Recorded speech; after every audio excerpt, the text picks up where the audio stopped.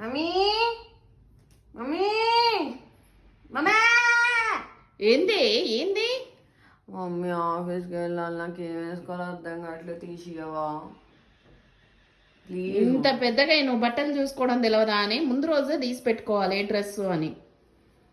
Class ఆపి తీసియవే. ఇది ఏనా? వద్దు, అది పాత పడిపోయింది. ఇది ఏనా? వద్దు, అది ఫ్రాక్, ఆఫీస్కి వేసుకోను. ఇది దాని ప్యాంట్ ఉతకడానికి ఉంది,